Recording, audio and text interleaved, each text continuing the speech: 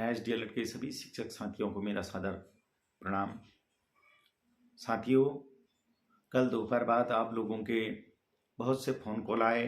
अधिकांश फ़ोन कॉलों का मैंने जवाब दिया। व्हाट्सएप के माध्यम से मैसेज आए, अधिकांश मैसेजों का भी मैंने जवाब दिया। फिर भी कुछ लोगों के फ़ोनों को मैं रिसीव नहीं कर पाया, उसके लिए मैं क्षमा याचना प्रार्थी हूँ। आपके द्वारा पूछा गया मुख्यतः 2 केस थे। एक तो सर्वोच्च न्यायालय में पश्चिम बंगाल NIST DLED अभ्यर्थियों के द्वारा जो किया गया था, मुख्यतः कौशिक दास जी उसको लीड कर रहे हैं। उस केस को ट्रांसफ़र कर दिया गया है। मित्रों, यह कोई निराशा की बात नहीं है।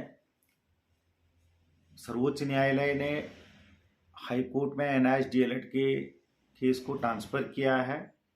ट्रांसफ़र यदि किया गया है तो लिबर्टी देते हुए किया गया है, जो कि बहुत अच्छा शुभ संकेत है। उनके पूरी संभावना है कि उनको उसका लाभ मिलेगा।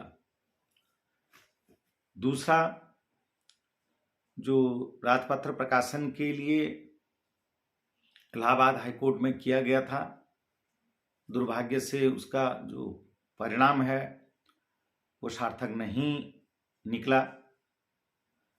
पर आप लोगों को बताना चाहता हूं कि मैंने जो पूर्व में आप लोगों को अपने ट्विटर के माध्यम से भी अपडेट कर दिया था कि मैंने भी इसका केस दिल्ली हाई कोर्ट में किया हुआ है।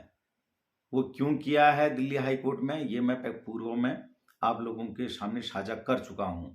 अधिवक्ताओं की जानकारी के आधार पर मैंने उत्तराखंड हाई कोर्ट में केस न करके दिल्ली हाई कोर्ट में किया हुआ है, जो कि अभी पेंडिंग है, जिसके लिए दस्तावेज वगैरह और उसमें लगाने हैं। क्योंकि वर्तमान में इलाहाबाद हाई कोर्ट में केस चल रहा था, तो इसलिए इस बात को समझते हुए कि कोई व्यक्ति मेहनत इसके लिए कर रहा है, उनका मेहनत का सम्मान होना चाहिए, इसलिए मैंने इलाहाबाद हाई कोर्ट में केस होने के कारण अपने इस केस को आगे को नहीं बढ़ाया। पर शीघ्र ही मैं उस केस में सुनवाई के लिए जो भी दस्तावेज की कमी है उसको पूरा करूंगा और अधिवक्ता की जो फीस है उसको भुगतान करके इस केस में सुनवाई के लिए इसको आगे करूंगा। उसके लिए आप निश्चिंत रहें। दूसरा, जो लोग पश्चिम बंगाल के केस को हार के दृष्टिकोण से देख रहे हैं, वह देख लें कि सर्वोच्च न्यायालय किसी निचली अदालत को अगर लिबर्टी शब्द यूज करके केस को ट्रांसफर करता है, उसका मीनिंग क्या होता है वो भली भांति अध्ययन कर लें। उसके बाद ही इन बातों पर अपनी टिप्पणी दें।